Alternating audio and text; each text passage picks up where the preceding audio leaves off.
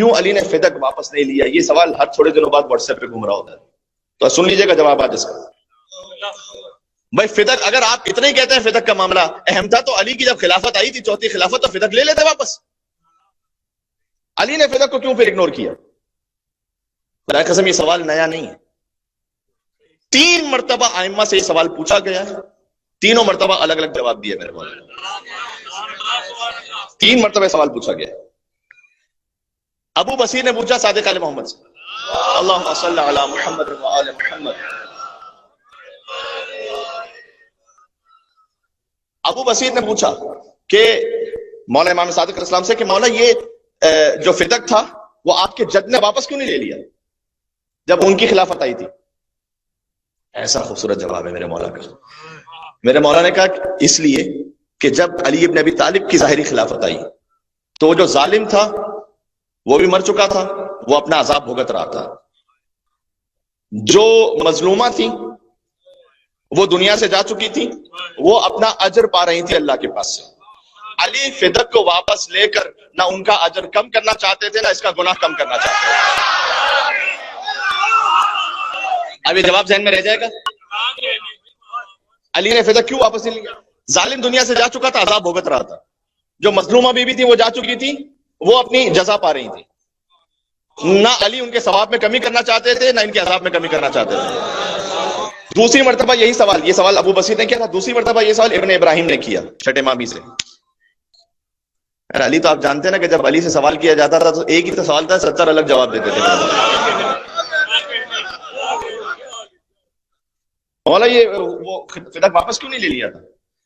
کہا اچھا، مولا نے پلٹ کے سوال کر دیا، کہا اچھا یہ بتاؤ مجھے، جب رسول اللہ کو مکہ چھوڑنا پڑا، ہجرت فرمائی، ان کا اپنا ایک ذاتی گھر تھا وہاں جس پر مکے والوں نے قبضہ کر لیا تھا، مدینہ میں 10 سال رہے، دوبارہ واپس پلٹے فاتح مکہ بن کر، فتح مکہ ہو گئی، اب وہاں کے حاکم تھے۔ امام نے کہا کہ پھر رسول اللہ نے وہ گھر جس پر قبضہ ہو چکا تھا وہ واپس کیوں نہیں لیا تھا؟ وہ واپس کیوں نہیں لیا تھا؟ پھر کہتا مولا یہ تو مجھے نہیں معلوم، کیوں نہیں واپس لیا تھا؟ امام نے کہا کہ ہم اہل بیت کا مزاج یہ ہے کہ ایک بار جو شے ہم سے ظلمن لے لی جائے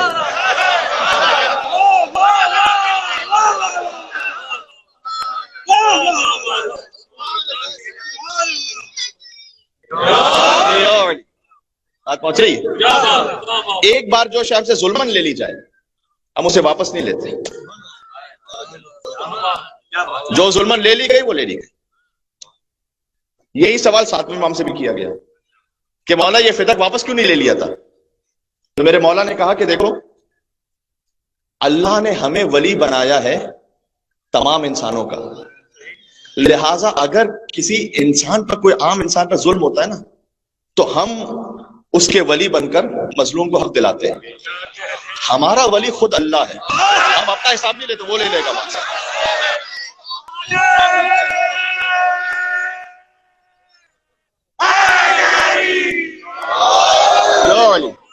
یعنی فدق سمجھ میں آ رہی ہے؟ ٹھیک ہے، اچھا چونکہ مجھے معلوم ہے اگر میں دائرے خطبہ فدق پڑھوں گا تو آپ کے ذہن میں سارے سوالات آئیں گے، مجھ سے مجلس کے بعد آپ پوچھیں گے، تو یہیں سے کیوں نہ اس کا جواب دے دوں یہاں پر کہ بھائی مولا علی کی حکومت میں تو اتنا اہم تھا تو واپس کیوں نہیں لیا؟ 3 جواب ہو گئے۔ اچھا اگر حقیقی فدق واپس کرنا ہے، فدق تو ایک ٹوکن پروٹیسٹ تھا،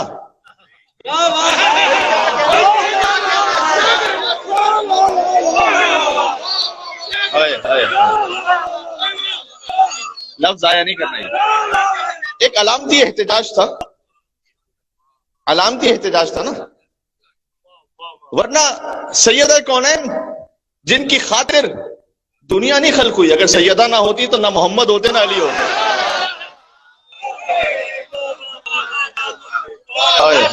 حدیث قدسی پڑھی میرے بھائی، تو صدیقہ کبریٰ وہ ایک زمین کے ٹکڑے کے لیے جائیں گی کیا؟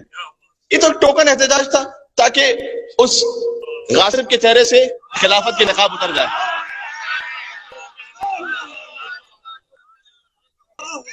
یہ اس خاطر ہے، میں جو کہہ رہا ہوں یہ اس خاطر ہے کہ ہارون رشید نے بڑا اچھا بننے کی خاطر ایک مرتبہ امام موسیٰ کاظم علیہ السلام سے کہا کہ آپ سے فدق جو غصب کیا گیا تھا نا، دل میں درود پڑھتے جائے گا، آپ سے جو فدق غصب کیا گیا تھا نا وہ ہم واپس کر دیتے ہیں، کیونکہ اب حکومت بڑی ہی پھیل چکی تھی، تو اب وہ زمین کا جو حصہ تھا وہ اتنا زیادہ کوئی اہم نہیں بچا تھا، تو اب وہ واپس کر دیتے ہیں آپ کو. بڑی واہ واہ بھی ہو جائے گی کہ بھئی اہل بیت کا وہ حق ہے جو بنی امیہ نے بھی غصب کیا اور بنی عباس نے بھی غصب کیا، یا ہارون رشید صاحب تھے کہ جنہوں نے واپس کیا، تو ہم واپس کر دیتے ہیں. امام نے اس کی جانب دیکھ کر کہا اگر میں نے حد بتا دی نا فدق کی تو واپس نہیں کر سکو گے.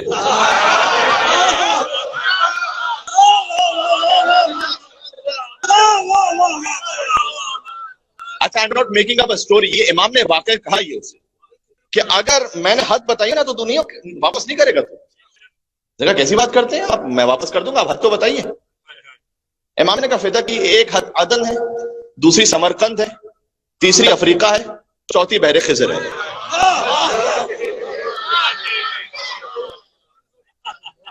روایت میں لکھا ہوا ہے کہ ہارون رشید کے چہرے کا رنگ متغیر ہو گیا اور کہتا ہے یہ تو آپ میری خلافت کی حد بتا رہے ہیں، کہ بس یہی تو فدق تھا کہ جس کے احتجاج کے لیے بی بی گئی تھی، یہی تو فدق تھا کہ جس کے لیے گئی تھی، یہ دے تو واپس کرو خلافت. فدق علامت ہے غصب خلافت کی، یہ ذہن میں رکھے گا، اس لیے بیان فدق پہ تکلیف ہوتی ہے. ورنہ زمین کے ایک ٹکڑے پہ کسی کیا تکلیف ہے؟ پتہ ہے کہ اس کا اثر کیا ہے. یہ ابن ابی العدید معتزلی نے، مجھے آخر میں پڑھنا تھا ابھی پڑھ دیتا ہوں، اپنے استاد سے پوچھا کہ اس نے کہا مجھے ایمان سے بتائیے گا، اپنے زبان سے سمجھا رہا ہوں، کہ جب رسول کی بیٹی گئی تھی تو وہ حق پر تھی یا نہیں تھی؟ وہ تھی حق پر، یعنی مجھے بتائیے کہ سنی عالم ہے، اپنے سنی عالم سے استاد سے پوچھ رہا ہے. کہا وہ حق پر تھی. یہ کیوں آج فدق پڑھنا اہم ہے، اس میں اس کا جواب موجود ہے.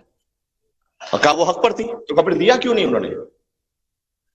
تو کہا دیا اس لیے نہیں کہ جیسے ہی وہ فدق دیتے نا بی بی کی صداقت ثابت ہو جاتی، وہ اگلے ہی لمحے علی کی خلافت کا دعویٰ کر لیتی.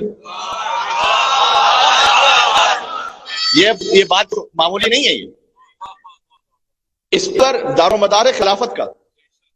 اس نے یہ کہا اس سنی عالم نے کہ اس لیے نہیں دیا کہ جیسے ہی فدق کی حقانیت ثابت ہوتی نا وہ اگلے لمحے خلافت کا دعویٰ کر دیتی علی کے لیے. تو چونکہ ابھی صداقت کو قبول کر چکے تھے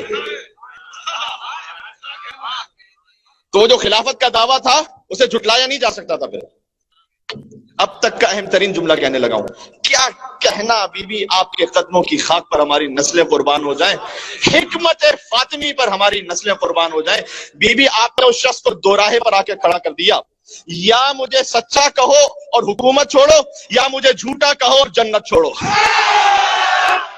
ایک پاکستان کے بہت بڑے اینکر ہے، آپ نے مجھے ٹی وی پہ دیکھا ہوا ہے، ان سے ایک آف دا ریکارڈ بات ہے، اس لیے میں نام نہیں لینا چاہتا.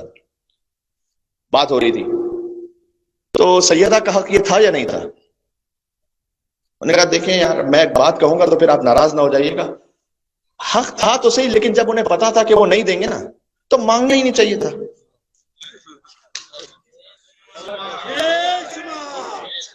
کوٹ ان کوٹ بتا رہا ہوں، وہ مانگنا ہی نہیں چاہیے تھا جب ان کو پتا وہ کائنات کی بیوی ہے. اور وہ پھر بات کی ساری انہوں نے وہ ایک باغ کا ایک تو تصور، دوسرا یہ کہ وہ مانگنے ان کی شان کے مطابق نہیں تھا، مانگنا ہی نہیں چاہیے تھا، ان کو پتا تھا وہ نہیں دیں گے.